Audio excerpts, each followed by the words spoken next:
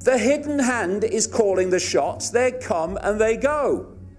Where they want it to lead, if we let them, as I've been saying and writing since the 1990s, is World War III. They always plan 3 world wars. And what they want to do is play off NATO against Russia, China, and allies like Iran. And that's what this is all about. This insane demonization of Russia that goes on day after day after day. They're seeking to soften up global public opinion, Western public opinion, to accept a war. This is why you're having this massive NATO buildup of arms and troops on the borders of countries that border Russia. Next, leaders from NATO countries met in Poland today to finalize plans to beef up the military alliance. For the first time since the Cold War, multinational troops will continuously rotate through 4 countries in Eastern Europe. Russia has called this buildup a provocation. Is this a provocation? I would view it as a deterrent. And if I was looking at it through the lens of a potential aggressor, I would say it's an exceptionally capable deterrent. You've got all these troops, American troops, British troops, that think they're fighting for their country, when what they're doing is fighting for that force which is destroying their country and is aimed to create a nightmare world for their kids and their grandkids. If you keep invading countries like Iraq, then people will look up from the game show and go, hey, Ethel, they're invading someone else. What's going on?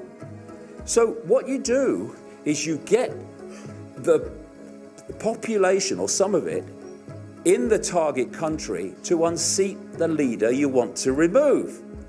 And this is the specialization of a group of organizations called the Open Society Foundations, run by this billionaire democon, George Soros. They were behind the manipulation of the Arab Spring. That went well for Arabs, didn't it, that? And they are behind what are called color revolutions, like the Rose Revolution in Georgia and the Orange Revolution in Ukraine, where they get the people to appear to have a revolution against the leader, but actually that's not what's really going on. Now, a few weeks ago now, George Soros announced that he was going to transfer $18 billion to his Open Society Foundation group, bringing his total donation so far to $32 billion. That's the kind of money that is there to be used to disrupt countries. And one of the Soros Open Society coups was in Ukraine, when they replaced President Yanukovych, that was looking to Russia, with this guy Poroshenko, who's a puppet of America.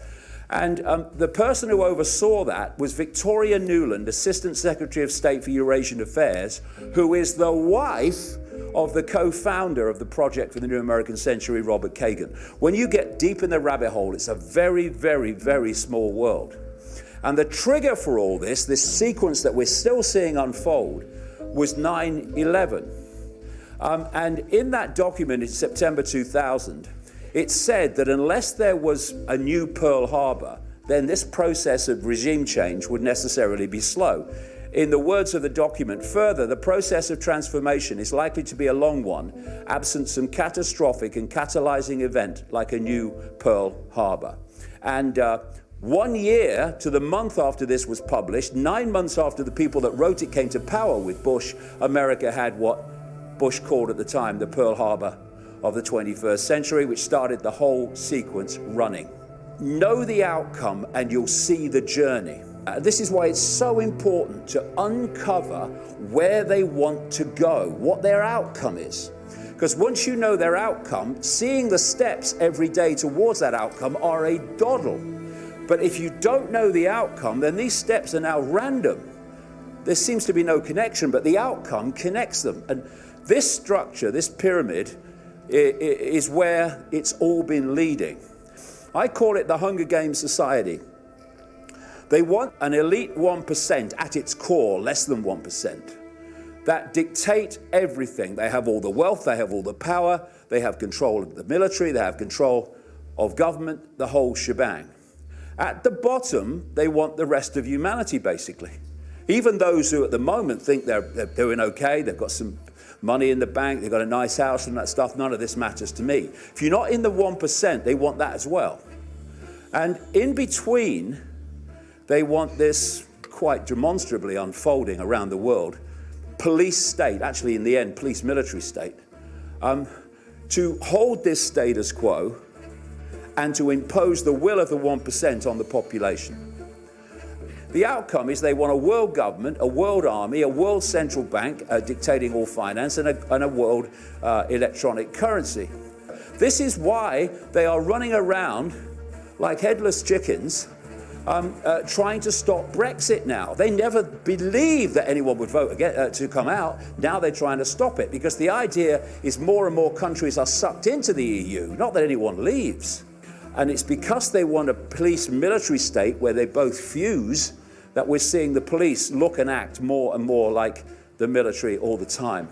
This is why a Pentagon program called 1033 is giving tanks to local police forces in America.